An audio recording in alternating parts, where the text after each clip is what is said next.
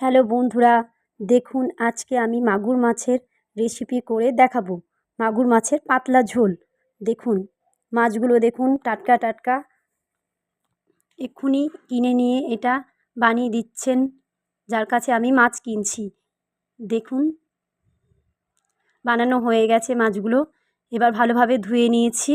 এর মধ্যে অল্প সামান্য হলুদ আর লবণ দিয়ে আমি এটা ভালোভাবে হাতে করে মাখিয়ে নেব।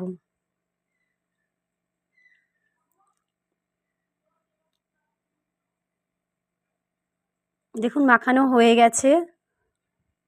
এবার একটা গ্যাস জ্বালিয়ে তার মধ্যে প্যানটা বসিয়ে দেবো। ভালোভাবে প্যানটা গরম করে নেব, যেহেতু গরম না করলে মাছগুলো লেগে যেতে পারে।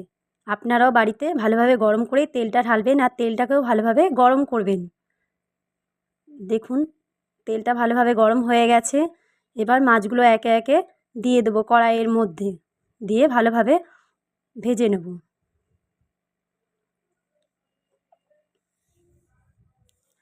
দেখুন একবার উল্টে দিতে হবে। এক সাইডটা ভাজা হয়ে গেছে।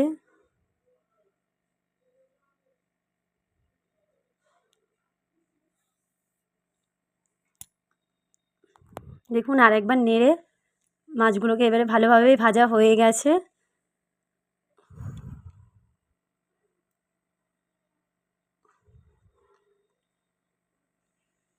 দেখুন মাছগুলো লাল হয়ে গেছে। এবার মাছগুলোকে তুলে নেব। এই তেলের মধ্যেই আরও কিছুটা মাছ আছে, ওইগুলোকে একে একে আমি ভেজে নেব। যেহেতু এই মাগুর মাছ একটু লাল করেই ভাজতে হয়, এটা পাতলা ঝোল হবে সেজন্যই। আপনারাও ট্রাই করবেন যাতে একটু লাল করে ভাজা হয়। দেখুন মাছটাকে আরেকবার উল্টে পাল্টে ভালোভাবে ভেজে নেব। চলুন এবার মাছটা এইদিকে ভাজা হতে থাক। আমি একটা মশলার জন্য প্রথমে মিক্সির জার নেব। দেখুন মিক্সির জারের মধ্যে অল্প পেঁয়াজ, তারপর একটা টমেটো, রসুন কিছুটা নিয়েছি, কাঁচা লঙ্কা, এগুলো সব দিয়ে জল দিয়ে একটু অল্প পরিমাণে এগুলো বেটে নেব। দেখুন মাছটা ভাজা হয়ে গেছে। এবার এই মাছগুলো তুলে নেব। দেখুন লাল করে ভাজা হয়ে গেছে। এই মাছগুলো হয়ে গেছে ভাজা। এবার এর মধ্যে একটু 5 ফোড়ন দিয়ে ভালোভাবে এটা নেড়ে নেব।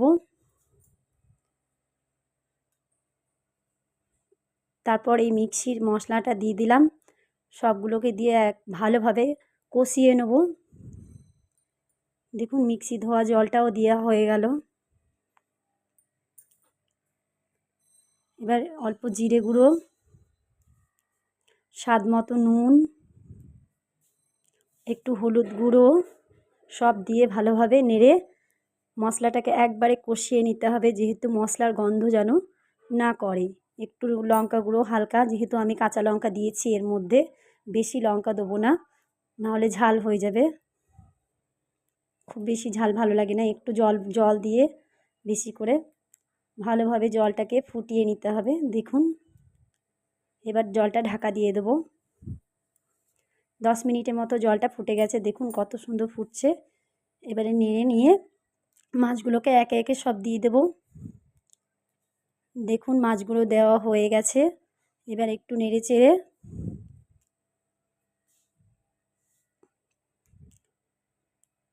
ভালোভাবে মাছটাকে ফুটিয়ে নেব।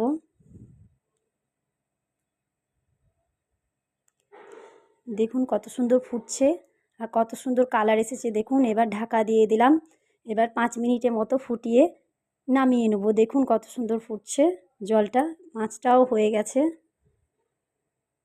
দেখুন কতটা জল দিয়েছি অল্প পরিমাণে।